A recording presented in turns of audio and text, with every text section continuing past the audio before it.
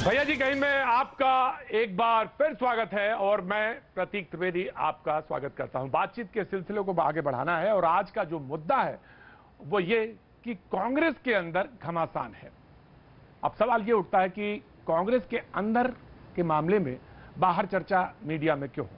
सवाल ये पूछा जा सकता है, जवाब ये भी हो सकता है और जवाब ये होना चाहिए कि अगर लोकतंत्र में, प्रजातंत्र में ताकत है और मजबूत होना है तो विपक्ष का मजबूत होना बहुत जरूरी है। ये बात जैसे सत्ता पक्ष के लिए जरूरी है वैसे ही विपक्ष के लिए, क्योंकि अब बात पूरे सामने है तो इसलिए चर्चा का विषय भी है। हमारे साथ आज मेहमान होंगे, मैं उनसे तारुफ कराऊंगा, लेकिन जानना यह जरूरी है कि आखिर घमासान क्यों है। 23 लोग, जिसमें 5 मुख्यमंत्री रहे, उन्होंने और कुछ वरिष्ठ नेता, कुछ युवा लोगों ने, यानी 23 लोगों ने एक चिट्ठी लिखी और चिट्ठी में यह जिक्र किया जिसको कि मैं पढ़ना चाहूंगा। चिट्ठी में लिखा कि पार्टी अपना जनाधार खो रही है और युवाओं का भरोसा भी बहुत महत्वपूर्ण है। चिट्ठी में पूर्णकालिक और प्रभावी नेतृत्व की मांग की गई और कहा गया कि न सिर्फ वो काम करता हुआ नजर आए बल्कि जमीन पर उतरकर काम भी करे और एक पूर्णकालिक प्रेसिडेंट की जरूरत है। सुबह की जो खबर थी उसमें यह कि जो सोनिया गांधी, उन्होंने कहा कि हम स्टेप डाउन करते हैं लेकिन आपको अपना नया जो है प्रेसिडेंट खोजा जाए। इसी बीच खबर आई कि राहुल गांधी नाराज है और यहीं से बात आगे बढ़ने लगी। गुलाम नबी आजाद और कपिल सिब्बल का तो ट्वीट था, बाकायदा उन्होंने इस ट्वीट को हटा दिया। उन्होंने कहा कि मेरी राहुल गांधी से बात हो गई है और उन्होंने ऐसा कुछ नहीं कहा था, लेकिन जो बात कही गई थी वो बेहद महत्वपूर्ण है। वो ट्वीट में यह थी कि बताया जाए कि आखिर हम कैसे बीजेपी से सांठगांठ कर रहे हैं, हमारा तो योगदान है।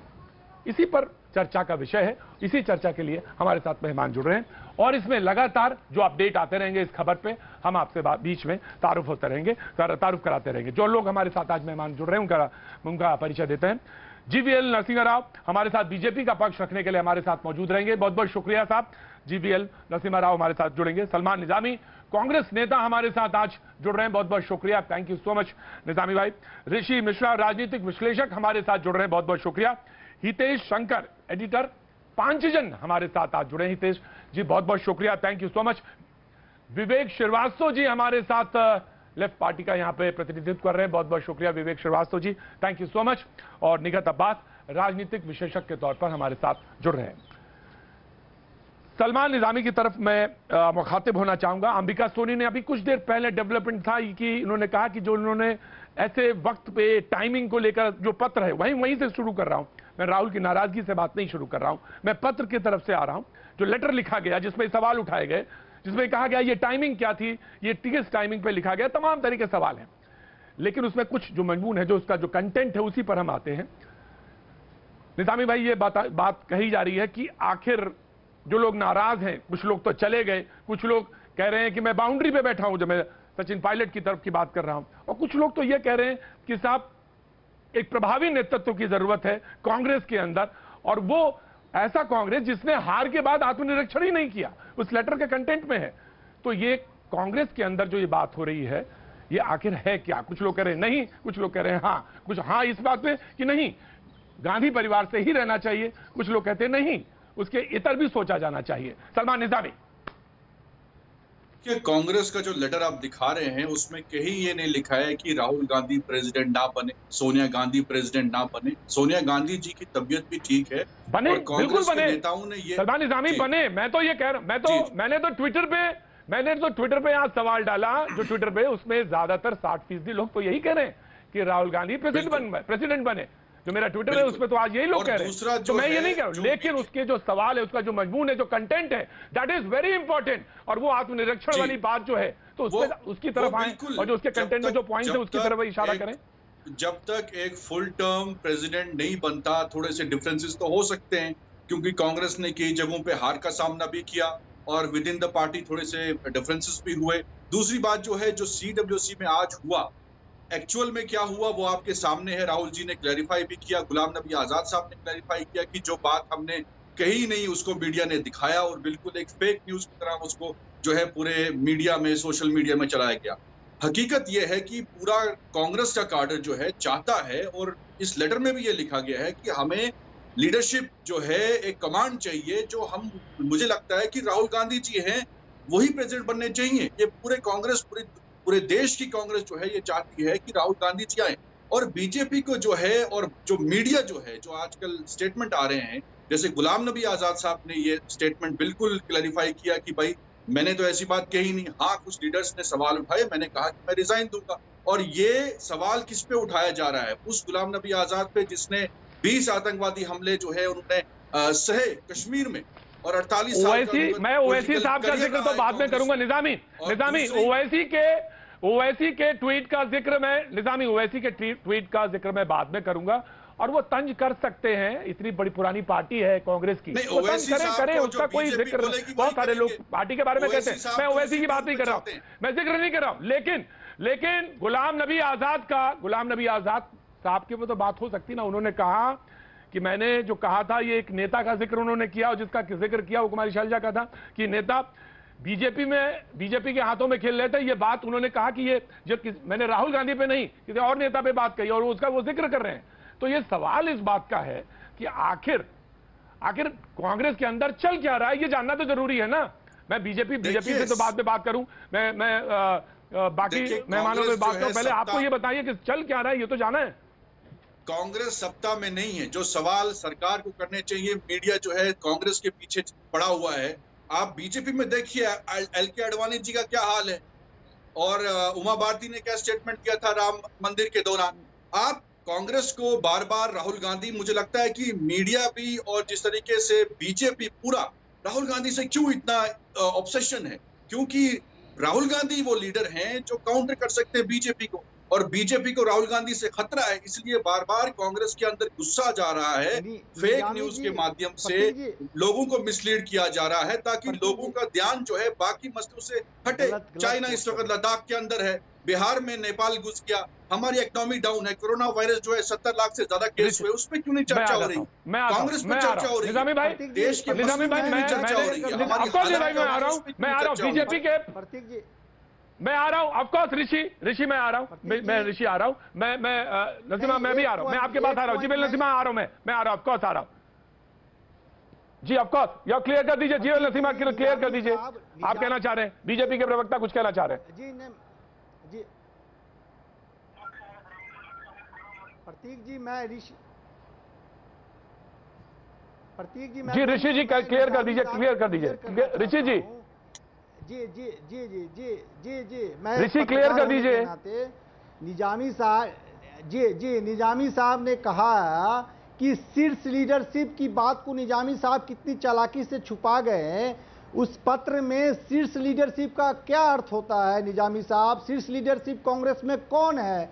शीर्ष लीडरशिप बदलने की बात कही गई है। तो एक न्यूट्रल पत्रकार होने के नाते मेरा सवाल आपसे है कि शीर्ष लीडरशिप सोनिया गांधी, राहुल गांधी, प्रियंका गांधी को ही कांग्रेस में कहा जाता है, अन्य नेताओं को नहीं कहा जाता है। तो कहीं न कहीं जो लेटर बम छोड़ा गया है कांग्रेस के कुछ असंतुष्ट नेताओं के तरफ से, उस पे कांग्रेस ऋषि देखिए, तीनों का नाम लिया आपने, ऋषि तीनों का नाम लिया। ऋषि देखिए, बहुत बैलेंस होकर बात कहनी चाहिए। आप ऑफकोर्स आप बात कहिए, आज कांग्रेस के तरफ से बात कहते हैं, मुझे आज अच्छा लग रहा है आप बात कह रहे हैं, मैं आपका स्वागत करता हूं। सोनिया गांधी कहती हैं पार्टी का नया अध्यक्ष चुने, वो खुद तो नहीं कह रही है कि मुझे चुन लीजिए, वो कहती पार्टी का अध्यक्ष चुने। राहुल गांधी कहते हैं मैं अध्यक्ष नहीं बनना चाहता। आप जहां खड़े होना चाहते हो वो खुद ही कह रहे हैं कि मैं अध्यक्ष नहीं बनना चाहता। प्रियंका गांधी कहती पार्टी अध्यक्ष गांधी परिवार से बाहर का हो। तीनों लोगों के स्टेटमेंट बहुत क्लियर हैं, तीनों लोगों के स्टेटमेंट क्लियर हैं जी। प्रतीक जी, मैं कंप्लीट कर लूं, प्रतीक जी मैं कंप्लीट कर लेता हूं जी। कांग्रेस का ताकत गांधी परिवार है, तो कांग्रेस का कमजोरी भी गांधी परिवार है, नंबर 1। नंबर 2, आप ये देखिए अभी भी कांग्रेस में ऐसा कोई धारा नहीं है जो आज बदले से नजर आते हैं। नहीं, मैं आज न्यूट्रल पत्रकार की तरफ से मैं बात करना चाह रहा हूं कि कांग्रेस में ऐसा कोई धारा नहीं है प्रतीक जी जो कांग्रेस को कांग्रेस के लीडर तो मुझे ये बताइए ना, मुझे ये बताइए ऋषि, अगर आप पत्रकार की बाहैसियत बैठे हैं तो बाहैसियत पत्रकार अगर बैठे हैं तो मुझे सवाल का जवाब दीजिए, सवाल का जवाब दीजिए और सीधा जवाब दीजिए कि वो कह रहे हैं पूर्णकालिक अध्यक्ष होना चाहिए, तो राहुल गांधी परिवार से हो या बाहर का हो? मुझे नहीं, तो बिल्कुल स्पष्ट बोलिए ना। बहुत सारे लोग पैनल में हैं, सारे लोग पैनल में हैं। मुझे बोलने दीजिएगा तब तो। ये बिल्कुल सच्चाई है, कांग्रेस को पूर्णकालिक अध्यक्ष चाहिए, लेकिन एक सच्चाई है कि जब भी कांग्रेस गांधी परिवार से बाहर गया है, कांग्रेस के कई टुकड़े हुए हैं। आपको याद होगा जेके मुपनार, ममता बनर्जी, नारायण दत्त तिवारी, अर्जुन सिंह, ऐसे कई भागों में कांग्रेस बट गया है। आपका कहना है कि राहुल गांधी के साथ खड़ा होना चाहिए। कांग्रेस की यदि ताकत गांधी परिवार है तो कांग्रेस का कमजोरी भी गांधी परिवार है आज के राजनीतिक परिस्थिति में। तो ताकत के साथ खड़े होंगे। आप इधर से कान पकड़े, घुमा के इधर ही से कान पकड़ रहे हैं। आप कह रहे हैं गांधी परिवार के साथ खड़ा होना चाहिए। जीएल नरसिंह, मैं आपके पास आना जो निकट में आता हूं आपके पास। जीएल नरसिंह, उन्होंने एक सवाल का, उन्होंने कहा कि सबसे बड़ी बात यह है कि बीजेपी जो है राहुल गांधी से घबराती है। बीजेपी को अगर कोई टक्कर दे सकता है तो राहुल गांधी, लिहाजा वो सवाल खड़ा करते हैं बार बार। जी बीजेपी नहीं, बिल्कुल प्रतीक जी, राहुल गांधी बहुत ताकत से सवाल उठाते हैं और बार बार हमको जिताते हैं।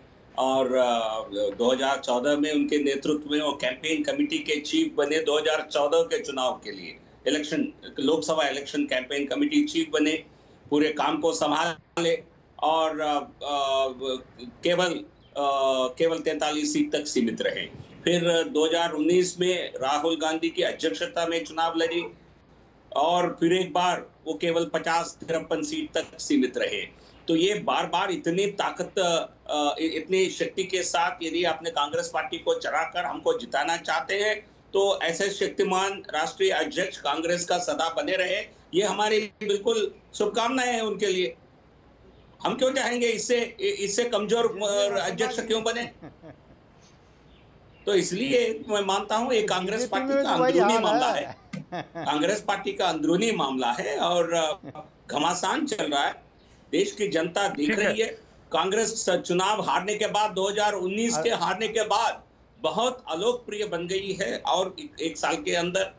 और जिस प्रकार वो चाइना के विषय में इनका कांग्रेस का जो रवैया रहा, देश में कांग्रेस के खिलाफ एक गुस्सा का माहौल है। तो वो गुस्सा का माहौल हम कांग्रेस पार्टी के भीतर भी देख रहे हैं। जी ठीक है, ठीक है। मैं मुखातिब होता हूं कांग्रेस। मेरा एक सवाल है जेबी नरसिम्हा जी से, यदि प्रतीक जी आपका परमिशन हो तो। जेबीएल नरसिम्हा जी, आपको अपने घर में भी तो झांकना चाहिए। महारानी जो है महल में बैठी है वहाँ, लेकिन फिलहाल तो मुद्दा सामने यही है। आती नहीं है, मुद्दा जो सामने है उसी पे हूँ मैं अभी तो मुद्दा वही है। मेरा घर अभी तो मुद्दा जो है उसी पे आ रहा हूँ मैं तो। विवेक श्रीवास्तव, नहीं विवेक श्रीवास्तव को अपना घर भी देखना चाहिए। प्रजातंत्र एक ऑडियो नहीं आ रहा अभी। ठीक है ऋषि, मैं बिल्कुल ठीक है, मैं आता हूँ आपके पास। लेकिन विवेक के पास ऑडियो की दिक्कत है, उसके बाद आता हूँ। निगत आप बात उठा रही थी जी। निगत अब्बास बोलो, प्लीज कनेक्ट करिए। निगत, आवाज नहीं आ रही है प्रतीक जी मुझे। जी मैं कोशिश करता हूं, मैं बोलता हूं जेबीएल, मैं बोलता हूं, मैं बिल्कुल बोलता हूं कि निगत आपको आवाज आ रही है मेरी? जी प्रतीक जी अब आ रही है। निगत आपको आवाज आ रही? अब आ रही है। निगत, सवाल ये आप जी आप कुछ कहना चाह रही थी उस वक्त जिस वक्त सलमान निजामी बोल रहे थे। जी कांग्रेस के अंदर घमासान है। कहना चाहती हूँ कि सभी को मालूम है कि भ्रष्टाचार का शाब्दिक अर्थ होता है भ्रष्ट आचरण। और माफ कीजिएगा, बड़े खुले तौर पर कहना चाहती हूँ कि इस समय कांग्रेस पार्टी खेमों से भ्रष्ट है।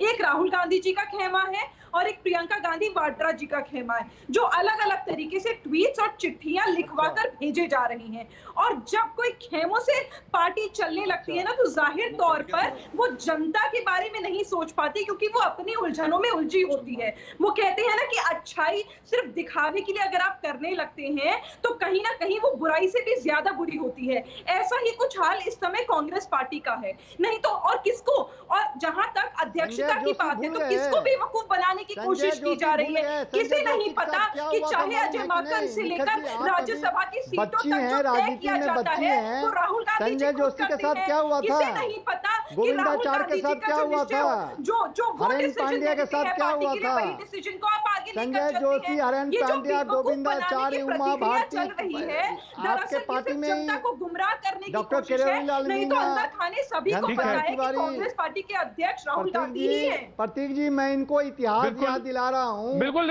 ऋषि, बिल्कुल ऋषि, क्या होता है बीजेपी में विद्रोह का मतलब क्या होता है, बीजेपी में विद्रोह का मतलब सीधी बन जाती है, बीजेपी का बीजेपी में विद्रोह का मतलब सीधी बन जाता है, बीजेपी में विद्रोह का मतलब सीधी बन जाती है।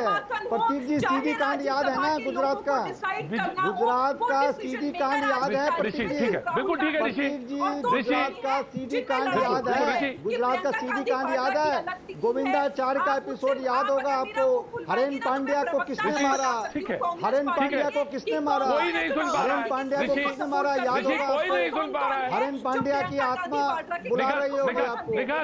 निखत ऋषि आप अगर पत्रकार की बाहैसियत भूमिका में बैठे तो उसी भूमिका में रहे ना। हरेन पांड्या आप उसी भूमिका में रहे ना। कांग्रेस की आलोचना बहुत अच्छा लगेगा, बीजेपी का भी आलोचना आप अपनी भूमिका तय करें, दोनों की आलोचना, आप उसी भूमिका में रहे। मैं दोनों की आलोचना करूंगा। ऋषि, आप जिस भूमिका में हैं, दोनों पार्टियां में कमियां रही हैं, आप स्वतंत्र हैं, आप स्वतंत्र रही है प्रतीक जी, आप स्वतंत्र हैं। लेकिन ऋषि एक बात ध्यान रखिए, एक बात ध्यान रखिए, अगर आप सारा टाइम लेना चाहेंगे तो ये मैं अलाउ नहीं करूंगा। ऋषि जोशी के साथ क्या हुआ, संजय जोशी के साथ क्या हुआ, हरेन पांड्या के साथ क्या हुआ, गोविंदाचार्य के साथ क्या हुआ, हरेन पांड्या को मेरे सवाल का जवाब दीजिए ना। हरेन पांड्या को किसने मारा, ऋषि कोई सबूत है क्या? संजय जोशी के साथ संजय जोशी का सीडी किसने बनवाया, मेरे सवाल का जवाब देंगे, का सीडी किसने बनवाया प्रतीक जी? ऋषि आप मेरे सवाल का जवाब देंगे, ऋषि मेरे सवाल का जवाब देंगे आप, ऋषि मेरे सवाल का जवाब देंगे आप, ऋषि मेरे सवाल का जवाब देंगे आप, संजय जोशी जैसे ऋषि मेरे सवाल का जवाब देंगे आप। कहाँ है प्रतीक जी, मैं आपसे ही पूछ रहा हूँ, मैं आपसे ही पूछ रहा हूँ प्रतीक जी, हाथ जोड़ के बता दीजिए संजय जोशी कहाँ है आज, संजय जोशी जैसे कुशल संगठन करता कहाँ है, मैं हरेन पांड्या कहाँ है, आपको जवाब देकर टीआरपी नहीं चाहिए हमको। Nighat please cool down, Nighat please cool down. Rishi मेरी बात, ऋषि का पहले ऑडियो डाउन करिए और पहले वो सुनेंगे मेरी बात। जब आपको आज शाम का न्योता मिला था भैया जी कहीं में, तो आपको क्या कहा गया था, किस पे बात होगी आज? इस पे बात होगी कि कांग्रेस के अंदर जो घमासान है, जो डेवलपमेंट है, उस पर बात होगी। ऋषि जी तार्किक दृश्य से लॉजिकली बातचीत को शुरू करें, हम लॉजिक पे आएंगे। ये जो आजकल की जो डिबेट चल रही है ना कि लेफ्ट भी मारो, राइट भी मारो, सेंटर भी मारो, ऊपर भी नीचे भी, और हल्ला मचा के एक ऐसा वातावरण बनाओ जिसमें कुछ समझ में ही नहीं आए बहस में। प्लीज, आप बहुत अच्छे आदमी हैं, पढ़े लिखे आदमी हैं और बहुत अच्छी डिबेट करते हैं, मैं आपको लाइक करता हूं, लेकिन प्लीज ऐसा रखें वातावरण जिसमें कुछ चीजें समझ में आए।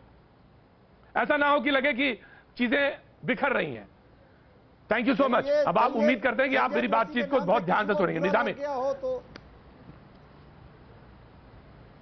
नहीं, वो बुरा नहीं लगेगा, कोई बुरा नहीं लगेगा। वो उनका जवाब देने के लिए यहाँ पे कई लोग बैठे हैं, वो जवाब भी देंगे। मैं जवाब, आपको अगर जवाब का चाहिए तो मैं हितेश जी ऑडियो अगर मेरी बात का सवाल का जवाब सुन सके। हितेश जी को मेरी आवाज आ रही है?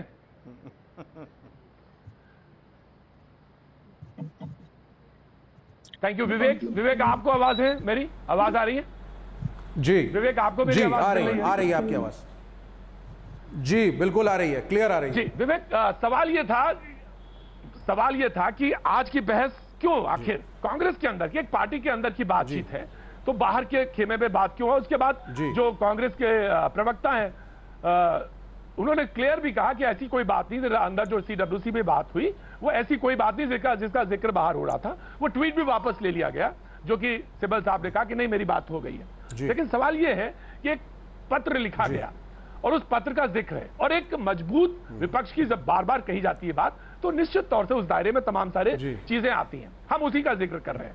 हम ये जानना चाहते हैं कि आत्मनिरीक्षण की बात हो, चाहे एक प्रभावी नेतृत्व की बात हो, चाहे ऐसे नेतृत्व की बात जो काम करे और जमीन पे काम करता हुआ दिखे, ये उसी पत्र के अंश हैं जो कि मोटे तौर से मैं उसका जिक्र कर रहा हूं। इसको लेकर कांग्रेस के अंदर बात है। आप सरकार के हिस्से भी रहे हैं, आपने कांग्रेस के साथ काम सरकार भी बनाई है। मैं जानना चाहता हूं कि मौजूदा समय में कांग्रेस का सबसे बड़ा संकट क्या है? देखिए सुनिए, अब इसमें यह है कि 2014 से देश की राजनीति बदल गई। देश की राजनीति जिन मुद्दों पे लड़ी जाती थी, चुनाव जिस मुद्दों पे लड़े जाते थे, सब कुछ बदल गया। आज धार्मिक ध्रुवीकरण का एक माहौल है। हिंदू मुसलमान भारत पाकिस्तान वो एजेंडा है जिसको मीडिया भी उठाता है। तो डेवलपमेंट में तो एजेंडा रहा नहीं।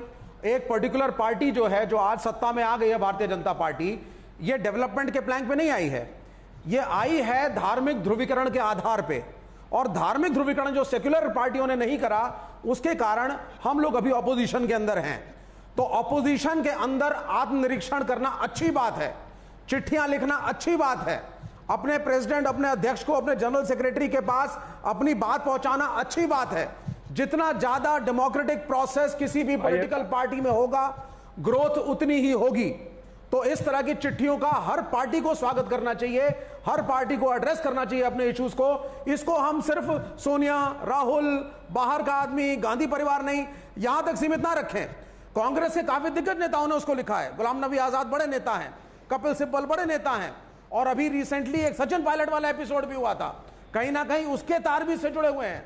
तो ये प्रजातांत्रिक, देखिए प्रजातंत्र ये नहीं है कि सिर्फ चुनाव लड़ना प्रजातंत्र है। पार्टी में भी डेमोक्रेसी हो, पार्टी के बाहर भी डेमोक्रेसी हो, प्रजातांत्रिक तरीके से चुनाव लड़ा जाए, ये सही बात है। अभी ये नरसिम्हा राव जी ने बोला कि भाई हम चुनाव जीते क्योंकि लोग कांग्रेस से, विपक्ष से नाराज है। नहीं, जरूरी नहीं है। आपने धार्मिक ध्रुवीकरण का एजेंडा अपनाया, हम नहीं अपनाना चाहते, हम डेवलपमेंट पे लड़ना चाहते हैं।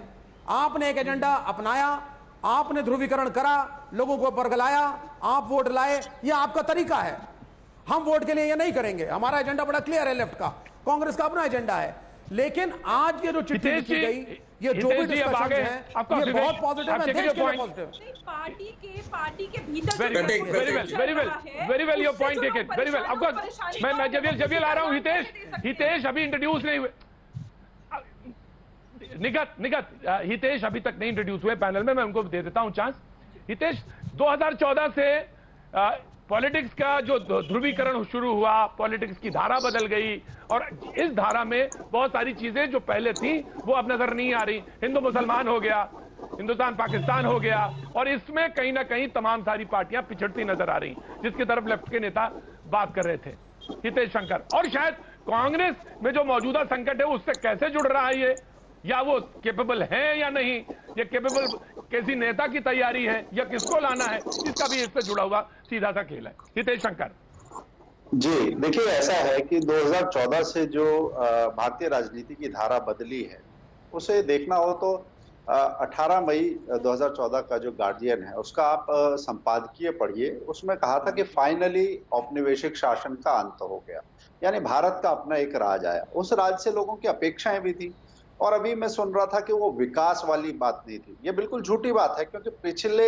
अगर हम चुनाव के समय के मुद्दों का आकलन करें, उज्ज्वला की बात हो, टॉयलेट्स की बात हो, सड़कों की बात हो, पुलों की बात हो, सारी बातें विकास की थी। इसमें कहीं कहीं जो ध्रुवीकरण था वो हटाकर उसकी बजाय एक विकास का मानक पर भारत में चुनाव हो सकते हैं, ये बात आई। और वामपंथ की राजनीति के बारे में एक बात समझने की आवश्यकता है, वो ये है वामपंथ की राजनीति को छोड़ दीजिए, वामपंथ की राजनीति को लोकतंत्र के बारे में बात करने का कोई अधिकार नहीं है, क्योंकि जो लोग कहते हो कि सत्ता जो है बंदूक की नली से निकलती है, जिनके मुख्यमंत्री ये कहते हो कि 4 लोगों को मार के ऊपर से नमक और डाल देना चाहिए, खुद हत्या के आरोप हो, इस तरीके के लोग जो खूनी क्रांति, वो लोकतंत्र का विचार नहीं।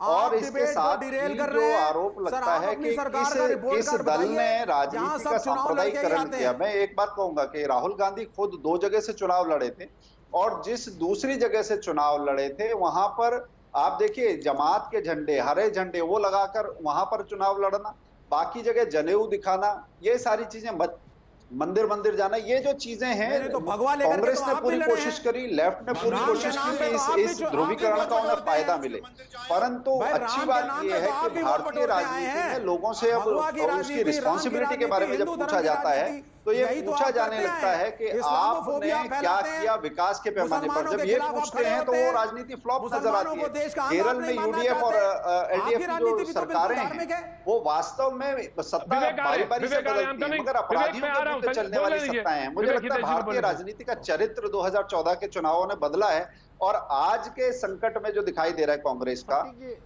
उसमें भी कहीं ना कहीं की राजनीति का ढर्रा बदलेगा तो इसमें कुनबा कहां प्रासंगिक रह जाएगा। जब परफॉर्मेंस की बात होने लगेगी तो कुनबा कहां प्रासंगिक रह जाएगा। आप असंतोष कैसे थामेंगे? ये सारे प्रश्न बड़े हो गए हैं। तो जो बड़े दिखते थे कुनबा वो नेता कैसे बहुत प्रासंगिक रह जाएगा? मैं आ रहा हूं सलमान, हरा जी, कलर, हरा मैं आ रहा हूं, कलर ऋषि। मतलब पाकिस्तान।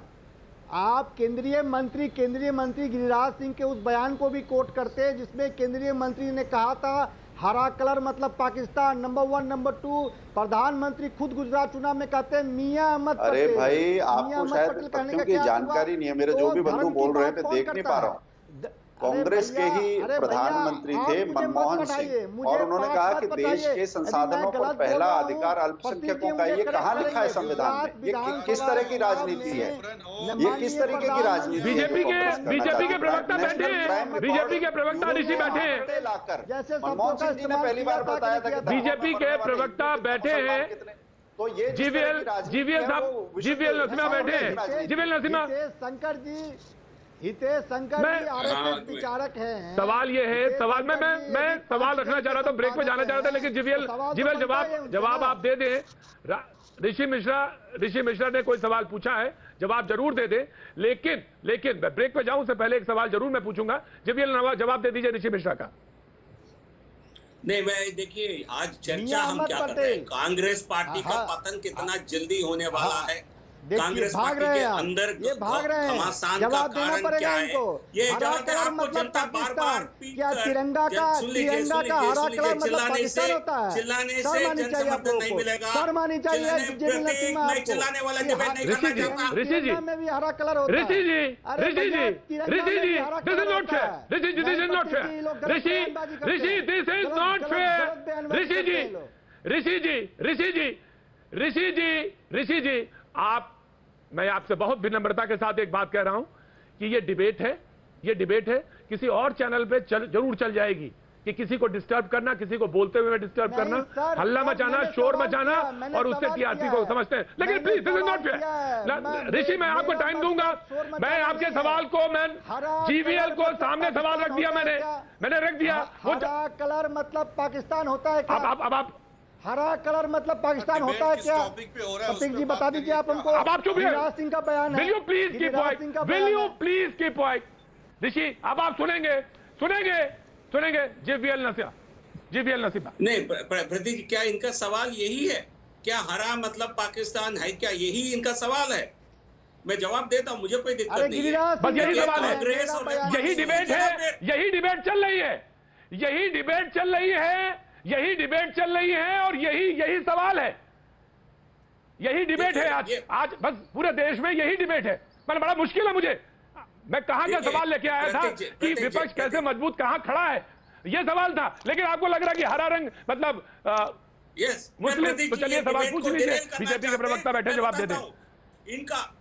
इनका पतन का प्रमुख कारण यही है, इसका जड़ यही है। ये भारत के साथ अरे नहीं जुड़े हुए, गिरिराज सिंह का इनके बयान दिमाग है पर भाई, पाकिस्तान, देखिए कितने इनका दिल और दिमाग कितने पाकिस्तान और चीन जुमलेबाज के साथ हैं। जुड़ा हुआ है। गिरिराज सिंह का बयान ये है। केवल चीन गिरिराज और सिंह ने पाकिस्तान कहा के था बारे में चुनाव के सोचते दौरान हैं, हरा कलर मतलब भारत का पाकिस्तान। खाते हैं और अरे चीन और भैया, पाकिस्तान गिरिराज का सिंह ने गाते कहा था, हैं। हम तो तिरंगा ये में आपका विश्वास करते आपकी हैं। आज की अवस्था हम का तो कारण तिरंगा में यही है। विश्वास करते हैं, तिरंगा को नहीं, सल्यूट आप तो करते हैं। पाकिस्तान खड़ा का होके गुण सल्यूट गाते करते हैं। हम तिरंगा को खड़ा पाकिस्तान होके। का, चीन का अरे खाते हैं, पाकिस्तान के चीन नाम का पे तो गाते चुनाव हैं। तुम लोग जीतते शर्म हो। नहीं है? पाकिस्तान के नाम पे चुनाव आप लोग जीतते हो। आपको शर्म ये नहीं है? गिरिराज सिंह को समझाते ना, प्रधानमंत्री को बहुत दुख समझाते के ना। साथ, बहुत मियां दुख के अहमद साथ, पटेल कहते हैं, बहुत मियां दुख के अहमद साथ, पटेल। बहुत दुख के साथ मैं एक प्रधानमंत्री मियां अहमद पटेल जीवीएल कहते नरसिम्हा, हैं। जीवीएल नरसिम्हा, ऋषि प्रधानमंत्री मियां अहमद ऋषि जी, पटेल कहते हैं। ऋषि परंपरा, इस देश की मैं ऋषि कोई परंपरा गलत जो है बयान उसी दे पे रहा हूं उसको तो स्मरण मैं- करिए। मुझे ऋषि परंपरा बताइए। जो है उस पर स्मरण करिए। मैं आपसे सिर्फ एक बात कह रहा हूं, मैं सिर्फ एक बात कह रहा हूं आपसे, क्या अच्छा होता कि आप ये सवाल पूछते या ये सवाल रखते कि कैसे मजबूती के साथ खड़ा हुआ जा सकता है। क्या आज के समय में जो 2014 में बदली हुई राजनीति है, जिसकी तरफ इशारा हो रहा था, 2014 से जो बदली हुई राजनीति नजर आ रही है, उसमें धारदार तरीके से, विवेक जिसको कह रहे थे, उसमें धारदार तरीके से कैसे जवाब पैदा किया जाए, ये अच्छा सवाल होता। कहां आपने फंसाई जाके डिबेट आपने हरे कलर पे फंसा दी। अगर कैसे जवाब ढूंढे जाइए तो विपक्ष करेगा ना, और विपक्ष अगर कोई लेटर लिखता है तो ये अच्छी बात है, ये अच्छी बात है। ऋषि डिबेट में तार्किक होना चाहिए, तार्किक होना चाहिए, और मैं चाहूंगा कि जवाब आए, मैं चाहता हूं जवाब आए। 2014 से जो सवाल आए गए, पूछे गए, लगातार बने हुए हैं, उस पर हितेश को मैंने आज रखा है, वो जवाब दें उस पर। वक्त एक छोटे से ब्रेक के बाद में फिर हाजिर होता हूं।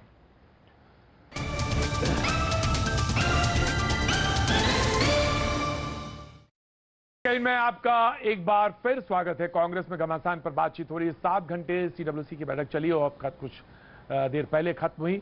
जो उसके अंदर से जो निकल के आ रहा, जो बातचीत हमारे संवाददाता ने कुछ इसमें जो कोट किया, उसके मुताबिक 6 महीने में एआईसीसी का सेशन बुलाया जाएगा, जहां पे नए अध्यक्ष का फैसला होगा या जहां पे फैसला सुनाया जाएगा। 1 साल की बात कही गई है, लेकिन ये बात कही गई कि राहुल और प्रियंका ने 6 महीने के लिए कहा कि 6 महीने में इस प्रक्रिया को पूरा कर लिया जाए। एक बात खास तौर से, अपने भाषण के दौरान राहुल गांधी थोड़ा भावुक हो गए और उन्होंने कहा कि जो 23 सीनियर लीडर्स ने जो लेटर लिखा या जिस पर हस्ताक्षर थे, और उसका जो रिमाइंडर भेजा, वो जवाब इसलिए नहीं दे पाए क्योंकि सोनिया गांधी की जो मां है, तबियत नहीं ठीक थी, आखिर मैं बेटा हूं, ये बात उन्होंने कही। ये जिक्र है। राहुल गांधी को अगला अध्यक्ष बनाने की मांग लगभग सभी नेताओं ने की, ये बात है। निजामी, मैं आपकी तरफ आना चाहता हूं, सलमान निजामी आपकी तरफ। ये बात निकल के आ रही है, और जब मैं ब्रेक पे जा रहा था तो हितेश जी हो और चाहे विवेक जी हो, इन्होंने भी कहा था कि हमको ये जो 14 के बाद का जो घटनाक्रम पॉलिटिक्स बदली, उसकी धार बदली है, उसमें कैसे तैयारी करें या कैसे लीडरशिप को लाएं सामने, जो फेस कर सके, जो जवाब दे सके, धारदार तरीके से जवाब दे सके। बीजेपी का जहां तक सवाल है, इसको लेके मद्देनजर की बात थी। लेकिन जो बात निकल के आ रही सीडब्ल्यूसी में, उसकी तरफ आपका सबसे पहले मैं रिएक्शन आपका चाहूंगा, सलमान निजाम। देखिए, कांग्रेस की जो डेमोक्रेसी है, उसकी खूबसूरती ये है कि कोई भी लीडर जो है पार्टी के साथ, अगर उसका कोई डिफरेंसेस है, वो बात रख सकता है आगे। ऐसा नहीं है कि भाजपा की तरह उसको साइडलाइन किया जाएगा या उसका क्या हशर हुआ कि भाजपा के नेताओं का हुआ है। कांग्रेस के जैसे गुलाम नबी आजाद साहब ने कहा कि क्लैरिफाई किया उन्होंने कि ना ही उस चिट्ठी पे राहुल गांधी जी ने कोई कमेंट किया, ना ही सोनिया गांधी जी ने कमेंट किया, जो दिखाया गया। अब साहब, कल भी मीडिया में यह आया कि सोनिया गांधी जी ने जो है रिजाइन दे दिया है, और आज आप खुद बोल रहे हैं कि उन्होंने 6 महीने के लिए वो प्रेसिडेंट हैं अभी इन टर्म। तो ये मीडिया में जो बातें करवाई जा रही हैं, कहीं ना कहीं इसमें बीजेपी का इस वक्त मुझे लगता है कि कहीं ना कहीं साथगात है। ये चाहते हैं कि मीडिया की अटेंशन जो है कांग्रेस की इंटरनल जो चाहे रिफ जो है भी नहीं, जो दिखाना चाहते हैं कि कोई नाराज राहुल गांधी से है, कोई सोनिया गांधी से है, ये एक प्रोपोगेंडा है। जो मेन इश्यूज हैं देश में, चाहे वो बेरोजगारी का मुद्दा है, चाहे वो चाइना हो, चाहे नेपाल हो, देश की इस वक्त कोरोना वायरस में 70 लाख केस सामने आए हैं और देश में कैसे लोगों की जानें जा रही हैं, चाहे बिहार के फ्लड की बात हो, कैसे लोगों की जानें जा रही हैं, उन सब मुद्दों से ध्यान हटाने के लिए कांग्रेस के इंटरनल जो इश्यूज हैं उनको हाईलाइट किया जा रहा है, ताकि लोग उस पर सवाल ना करें, विपक्ष जो है उस पर एंगेज हो। और सबसे बड़ी बात जो आज डिस्क्लोज हुई है, कुछ लोगों ने ये कहा कि गुलाम नबी आजाद साहब ने ये कहा कि हाँ, कुछ लोगों ने सवाल उठाए, लेकिन लीडरशिप को ये भी देखना चाहिए कि कंट्रीब्यूशन किस लीडर का कितना हुआ। 48 साल का करियर जो है गुलाम नबी आजाद साहब का है, जिसने कई आतंकवादी हमलों को फेस किया और 48 साल देश की सेवा की और कांग्रेस के साथ जुड़े रहे, कभी भी कॉम्प्रोमाइज नहीं किया, बीजेपी का मुकाबला किया। तो इंटरनल जो कुछ नए सीडब्ल्यूसी में मेंबर्स हैं, उनको भी समझना चाहिए कि जो सीनियर लीडर्स है उनका भी योगदान रहा है। सरकार टूटी गिरी, आज जो एक देश में है, किस तरीके से सरकारों को तोड़ा जा रहा है, ठीक है सलमान, लालच दिया जा रहा है। ठीक है सलमान, आपने very well taken your point. बिल्कुल मजबूत है कांग्रेस। सलमान, मैंने आपकी बात कर लिया। प्रेसिडेंट बने। ठीक है सलमान, मैंने आपने अंतिम जो सेंटेंस बोला वो बहुत महत्वपूर्ण है। मैंने तो आपको कोट किया कि ये बात कही, लेकिन आपने एक बात कही छोटी सी, आपने कहा कि मीडिया को इस तरफ मोड़ा जा रहा है। कुछ दिन पहले भी किसी बात पे मीडिया को जिक्र किया था। मैं एक बात आपसे कहना चाहता हूं, हो सकता है ये बात आप कह रहे हो और हो सकता है मीडिया का ध्यान उधर ना जा रहा हो, और आपकी इस बात को भी मैं ले लेता हूं, लेकिन मैं एक बात कहना चाहता हूं, बहुत इंपॉर्टेंट बात है वो, और वो ये महत्वपूर्ण बात है कि अगर सशक्त विपक्ष होता है, धारदार विपक्ष होता, आप 2014 से पहले की स्थितियां जो हितेश जिसकी तरफ इशारा कर रहे थे होता है, तो कैसे चीजें मोड़ देता है। आप याद करिएगा 2009 के बाद की स्थिति, जब आप लौटे थे सत्ता में तो क्या स्थिति थी और कैसे चीजें कहां पे खड़ी थी 2014 में, ये भी आप देखिएगा। विपक्ष वो कमाल कर सकता है जिधर आपने कहा। मैं आपके पॉइंट को ले रहा हूं, हितेश, मैं आपके पॉइंट को ले रहा हूं Salman, I am taking your point Salman, I am taking, मैं मीडिया को नहीं बजा रहा, आप मीडिया पे तो कुछ भी कहिए, मैं आपके ही आपके रणदीप सुरजेवाला का पॉइंट कोट कर देता हूं। मीडिया में कोशिश क्यों की जा रही है मीडिया कर्मियों, मैं आपकी बात नहीं, मैं नहीं सरकार, मैं क्यों बचाऊंगा सरकार को, मैं आपकी बात नहीं कर रहा हूं।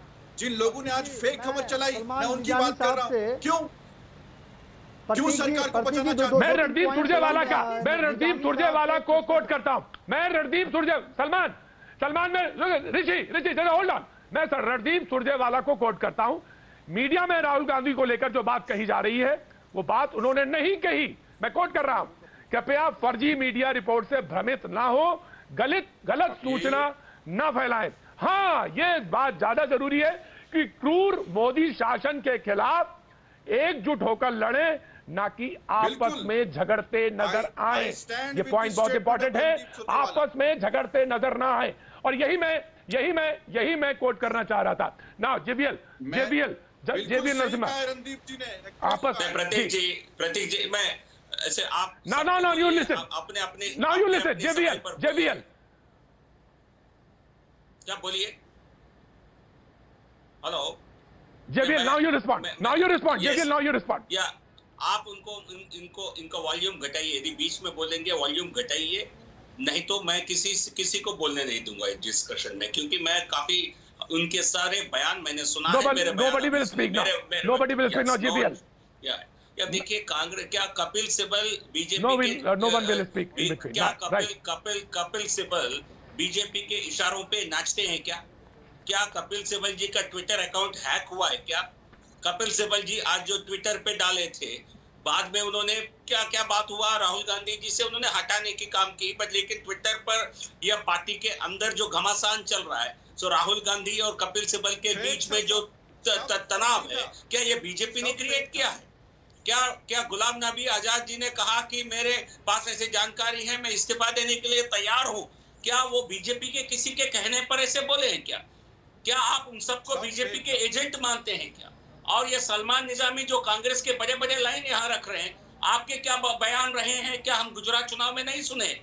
एक घर से अफजल निकलेगा, क्या ये आपका बयान नहीं था? तुम कितने अफजल मारोगे? झूठ, तुम नहीं ये आपका, तुम कितने अफजल मारोगे? हर घर से अफजल निकलेगा, प्रोपेगेंडा चलाने के लिए अपने पैदा किए ऐसे लोग यदि कांग्रेस को चलाएंगे, आपका चलता है। मुखर्जी झूठे लोग, मुखर्जी शर्म आनी चाहिए, मुखर्जी शर्म आपको आनी चाहिए। मुखर्जी कश्मीर आएंगे तो कश्मीर में उनको हैंग किया जाएगा, ये राष्ट्रपति अरे हम कश्मीर से हैं, तो आप जैसे लोग यदि कांग्रेस में रहेंगे तो कांग्रेस का खत्म होना तो स्वाभाविक है। आप पाकिस्तान की भाषा बोलोगे, आप पाकिस्तान के भाषा बोलेंगे, आप चीन से पैसा लेंगे, आप चीन के एजेंट की तरह काम करेंगे, तो भारत की जनता आपको नकारेगी। पाकिस्तान आ गया, बीजेपी बिना पाकिस्तान का नहीं रह सकता।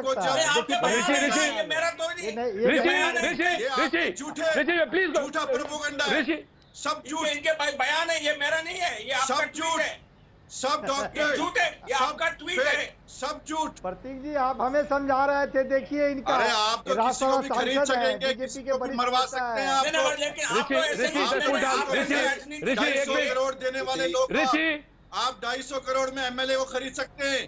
आईटी सेल वाले को भी खरीद सकते हैं, कुछ भी किसी का प्रोपेगेंडा कर सकते हैं आप। कांग्रेस पे कुछ निगत अब्बास, मैं आ रहा हूँ ऋषि, निगत अब्बास,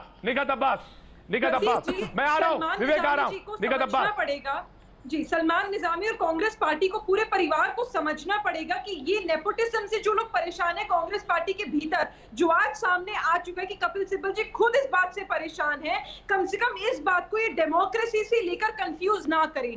विपक्ष बहुत ही ज्यादा मजबूत होना चाहिए, अच्छी सरकार के लिए हड्डी बनकर चलना चाहिए और विपक्ष को मजबूत करने के लिए अच्छे सलाहकार की जरूरत है। जब तक सलाहकार मजबूत नहीं होंगे तब तक विपक्ष मजबूत नहीं होगा। और ये कौन से सलाहकार है जो निरंतर सिर्फ और सिर्फ गांधी परिवार के ही लोगों को अध्यक्ष या अध्यक्षा बनाने के लिए कहते हैं? इसी से पता चल जाता है कि कोई ना कोई लोचा, कोई ना कोई गोलमाल इनकी बातों में है। निरंतर इन्होंने जनता को गुमराह किया। इनका एजेंडा जो रहा है ना, एलके आडवाणी जी को प्राइम मिनिस्टर बनाओ, मुसलमान, पाकिस्तान, एलके आडवाणी जी को लाल, प्रेसिडेंट बनाओ। बेकार की बातें हैं। बात इंपॉर्टेंट ये है, इन्होंने निरंतर एक ही एजेंडा रहा है इन लोगों का कि कांग्रेस परिवार आगे बढ़े। कांग्रेस परिवार में सिर्फ और सिर्फ गांधी परिवार आपका एजेंडा है नरेंद्र मोदी आगे आज यही हो रहा है। आपने आडवाणी का सलमान जी, आडवाणी जी को प्राइम मिनिस्टर बनाओ ना। विवेक बहुत सीधा सा सवाल है। विवेक श्रीवास्तव के बाद मैं हितेश जी के पास जाना चाहूंगा। विवेक श्रीवास्तव, बहुत सीधा सा सवाल है। पहली चीज है, बहुत सारे लोग बैठे हैं। विवेक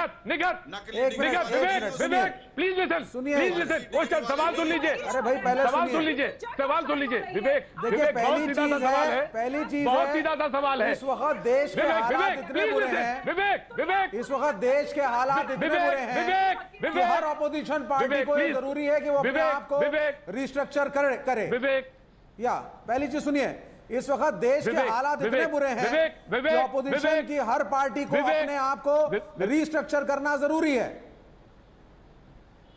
पहली चीज। तो विवेक, मैं सवाल तो सुन लो मेरा। रिस्ट्रक्चरिंग सवाल तो सुन लीजिए, सवाल सुन लीजिए। अगर चिट्ठियां लिखी जा रही है तो अच्छी बात है। विवेक सवाल सुन लीजिए।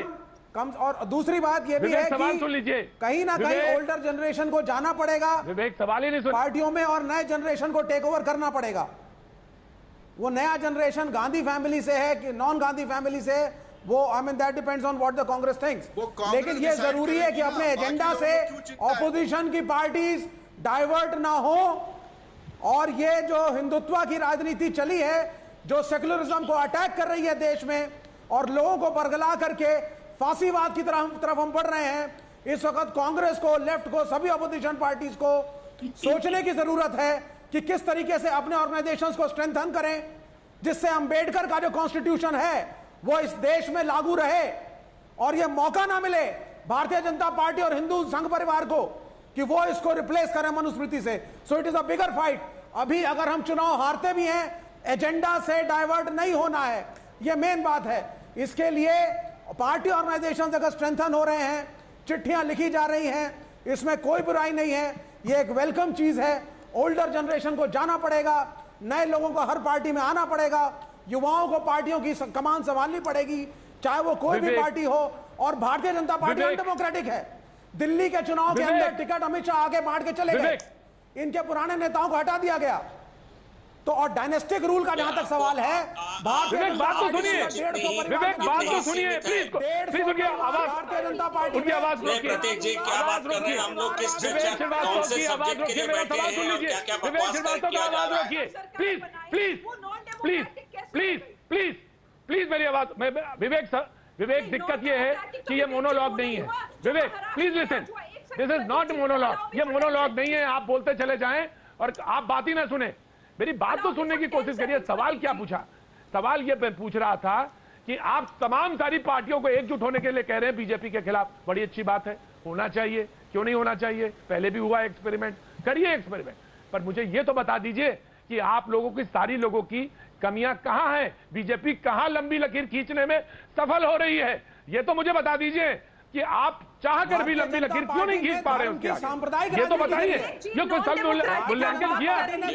महाराष्ट्र में चली आ रही है इस समय, धर्म की सांप्रदायिक राजनीति करी है जो महाराष्ट्र में जनता को गुमराह करने के हम बाद आपके वोट बैंक राजनीति को खत्म कर रहे हैं। सरकार हम कोई धर्म की राजनीति नहीं कर रहे हैं। आप यहाँ आकर भाषण देते कि Bharatiya Janata party non democratic है। मैं हितेश शंकर पैनल में हितेश शंकर मौजूद हैं। हितेश जी मैं एक छोटा सा ब्रेक ले रहा हूं। ब्रेक के बाद मैं यहीं से आपसे शुरू करूंगा कि आखिर कहां पे लैग कहां पे कर रहे हैं। मैं आगे लेफ्ट के पार्टी से यही पूछना चाह रहा था कि आप कहां पे कम हैं, ये तो बताएं आप मुझे। ऋषि मैं आपके पास भी आता हूं ब्रेक के बाद। वक्त एक छोटा सा ब्रेक का, ब्रेक के बाद फिर लौटते हैं।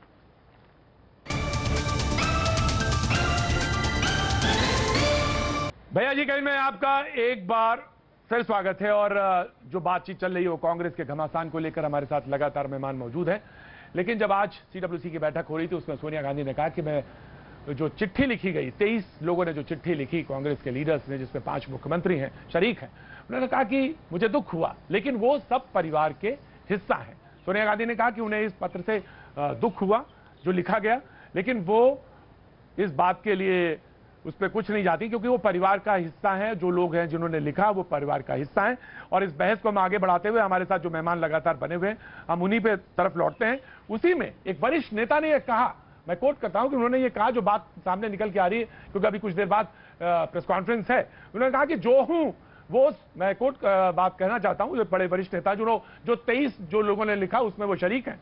जो हूं सोनिया गांधी के बदौलत हूं, पार्टी के हित में चिट्ठी लिखी। अगर कोई कटघरे में खड़ा करना चाहता है तो उसकी मर्जी, लेकिन मैं साफ दिल से मैंने वो मुद्दे उठाए जो पार्टी के हित में हैं। मैंने वो मुद्दे उठाए जो पार्टी के हित में हैं। ये बात कही और यही बात हम लगातार बैठक या चर्चा में हम लाना चाहते हैं कि जो पार्टी के हित में हैं वही मुद्दे उन्होंने उस पार्टी के उस पत्र में जिक्र किया है। हितेश शंकर, मुझे लगता है कि ये आज जो बहस चल रही है वो डेविएट हो जा रही है। ये असल बात है कांग्रेस का भीतरी संकट, और उसमें यहाँ से लेके मंगल ग्रह तक की बात कर देना, मगर पार्टी की बात नहीं करना, ये अपने आप में हास्यास्पद है। अभी पार्टी की स्थिति ये है कि राहुल गांधी के जो जेस्चर्स हैं, सब देखते हैं कि वो एक शेर है, साफ छुपते भी नहीं, सामने आते भी नहीं, खाक पर्दा है कि चिलमन से लगे बैठे। आप बुजुर्ग नेताओं को मिलने का मौका नहीं दे रहे, आपके नेतृत्व के लिए जो आवाज उठा रहे हैं उनको आप शांत नहीं कर रहे। फिर दूसरी बात होती है कि एक अलग नेतृत्व छांटने की बात हो रही है। आप इस सारे बीच में देखिए कि जब राहुल गांधी अध्यक्ष नहीं है तो ये पूरे समय में जो रिकॉर्डेड इंटरव्यू चलते रहे, वो लीड करने की कोशिश तो वही कर रहे थे। यूपी में जब प्रियंका गांधी के शिफ्ट करने की बात हुई तो वहां पर भी फैमिली को रिप्लेस करने की कोशिश की, वहां जाति की राजनीति को भड़काने की कोशिश वहां पर की गई। तो ये लग रहा है कि फैमिली का जो डिजास्टर है, फैमिली का जो फेलियर है, उसे विपक्ष का फेलियर बताया जा रहा है। मुझे नहीं लगता कि एक विपक्ष, मजबूत विपक्ष लोकतंत्र के लिए आवश्यक नहीं है, निसंदेह वो आवश्यक है, मगर विपक्ष को मजबूत करना सत्ता पक्ष की जिम्मेदारी नहीं है। ये 23 लोग जो लोग हैं वो क्या भाजपा के लोग हैं, वो कौन सी पार्टी के लोग हैं? आपके साथ बैठते हैं वो लोग, आज आपके ऊपर उंगली उठा रहे हैं, आपके पास उसका जवाब नहीं है। तो क्योंकि आपकी राजनीति में ऐसी चीजन है और फुल टाइम काम करने वाला आपके पास अध्यक्ष नहीं है, परिवार पर इतना बड़ा, सोनिया गांधी की स्वास्थ्य गड़बड़ है और राहुल गांधी की अपने कुछ निजी समस्याएं, वो पूरा टाइम अगर देकर राजनीति नहीं कर सकते और जिस स्कैनर के नीचे रहना पड़ता है, उस सार्वजनिक जीवन में उस पारदर्शिता के साथ अगर आप नहीं रह सकते, तो ये सत्ता पक्ष की जिम्मेदारी नहीं है, ये कांग्रेस की जिम्मेदारी है। और ऐसे में किसी और को ढूंढ के लाना। पाकिस्तान की बात करते हैं, पाकिस्तान की बात करती है भाजपा। अरे भाई, मणिशंकर अय्यर खुद पाकिस्तान जाके कह रहे थे कि इन्हें हटा दो, हमें ले आओ। ये बात कौन कर रहा था? भाजपा का नेता कर रहा था कोई? ये मोदी बात कर रहे थे, अमित शाह कौन कर रहा था? मणिशंकर अय्यर क्या भाजपा के नेता है? वहां पर पाकिस्तान का सीधा इंटरवेंशन चाहना, हमें चीनी राजदूत और बाकी जब डेलीगेशन होता है उनसे जाकर मिलना, भारत की पॉलिटिक्स से और भारत की जनता की जो नब्ज है उससे कांग्रेस दरअसल कट गई है और फिर भी परिवार को नहीं छोड़ना चाहती। ये छटपटाहट इसी बात की है, इसलिए बाकी सब पर गुस्सा आएगा, मगर जब तक इस गुस्से के बावजूद अपनी समस्या नहीं सुलझाएगी, मुझे नहीं लगता कि कांग्रेस की पहली सुलझने वाली है। जी बिल्कुल बिल्कुल, आपकी नब्ज, आपका जो हाथ है वो नब्ज पर नहीं है, जनता की नब्ज से। ऋषि, सवाल सुनने की कोशिश करिए।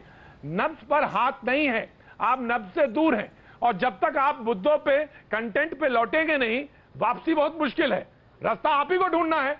लेफ्ट के नेता बता रहे हैं कि हमको एक साथ होना है, जुट एक साथ आना है, लेकिन वो कहां पे कैसे जुड़ना है, ये पॉइंट बहुत इंपॉर्टेंट है, ये बहुत महत्वपूर्ण पॉइंट है जिसकी तरफ इशारा किया जा रहा था। जी प्रतीक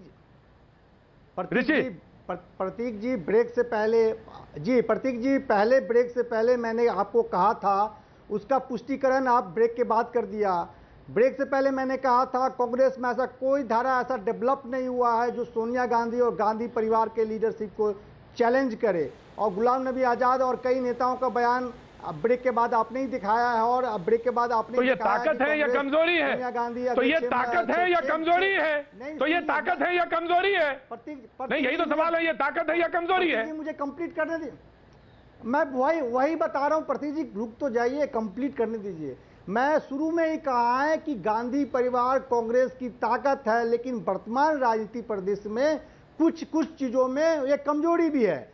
सोनिया गांधी कैसी ताकत है कांग्रेस की, मैं बताता हूं आपको। इंडिया साइनिंग याद होगा, वाजपेयी के टाइम में प्रमोद महाजन वाजपेयी जी ने इंडिया साइनिंग लाया था, और इसी तरह मीडिया में स्पेकुलेशन था क्या सोनिया गांधी वाजपेयी को राजनीति में पटकनी दे पाएंगी, और सभी मीडिया के जो बड़े बड़े पत्रकार हैं उन्होंने कहा कि वाजपेयी रिटर्न हो रहे हैं। लेकिन सोनिया गांधी ने 2004 में अटल बिहारी वाजपेयी जैसे कद्दावर नेता को पटकनी देके कांग्रेस को सत्ता में लेके आई, और 10 साल तक कांग्रेस में रहा है। तो ये बात आप सबको मानना होगा कि कहीं न कहीं गांधी परिवार कांग्रेस की ताकत रही है, लेकिन वर्तमान परिस्थिति में कांग्रेस को रिफॉर्म करने की जरूरत है।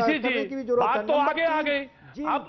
अब यमुना में तो पानी बहुत बह गया, यमुना में पानी बहुत बह गया। सवाल यह है 2014 की बदली हुई राजनीति में आपके पास क्या धारदार हथियार है?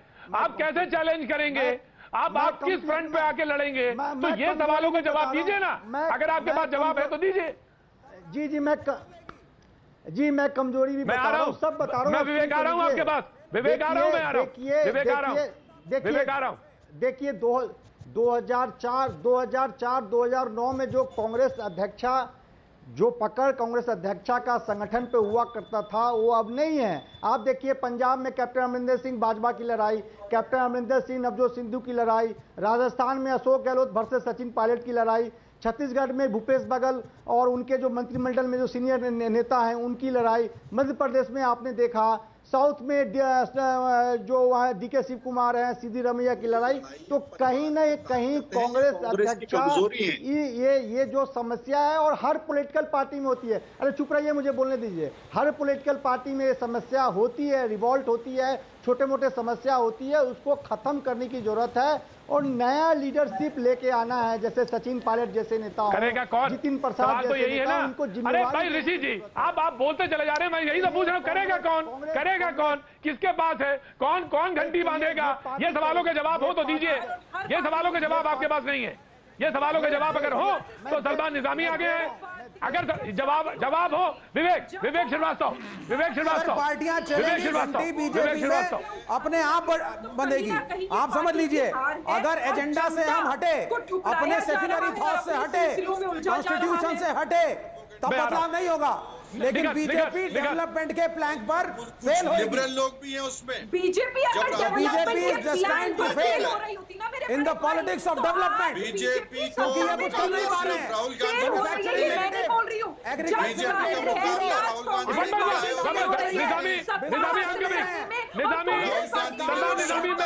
सलमान निजामी में आ रहा हूँ, सलमान निजामी आ रहा हूँ, one by one Salman Nizami में आ रहा हूँ, सलमान निजामी में आ रहा हूं। जी विवेक, आपने कहा कि डेवलपमेंट के मुद्दे पे ही घंटी बंधेगी, और डेवलपमेंट के मुद्दे पे ही उसके प्लेटफॉर्म पे आना पड़ेगा। मैं बीजेपी के प्रवक्ता का प्रतीक भाई, धर्म की राजनीति ज्यादा देर नहीं चलेगी। जब रोटी कपड़ा मकान दवाई, ठीक है, ओके, जीवीएल नरसिम्हा,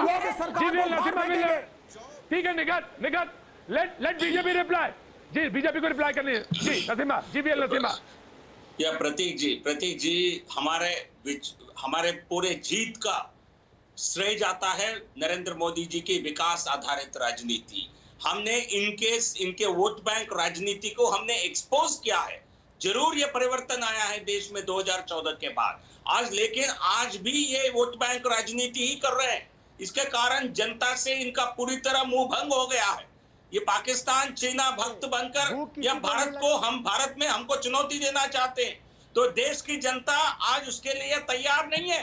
आपने जो वोट में सेक्युलरिज्म के नाम पर जो हिंदू विरोधी नीतियां अपनाई है, आपने 50-60 साल तक जनता उन नीतियों को अपनाने के लिए, उन नीतियों को एक्सेप्ट करने के लिए तैयार नहीं है।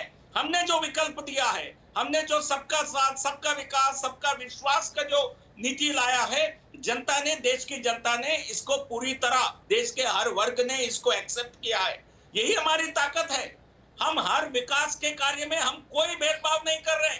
आपने क्रिमिनल्स को भी मुस्लिम हिंदू के नाम पर देखा है। आपने सरकारों को कहा कि मुस्लिम यदि अंडर ट्रायल है तो उनको छोड़ दिया जाए। यदि कोई देश के संसाधन केवल माइनॉरिटीज के लिए, मुस्लिम्स के लिए दिया जाए, आपने हर विषय में आपने हिंदू मुस्लिम करने की कोशिश किया है। देश की जनता ने इसलिए आपको नकारा है। मैं निजामी करने लग गए। निजामी मैं निजामी को आप हिंसा के अलावा कुछ नहीं करते हैं।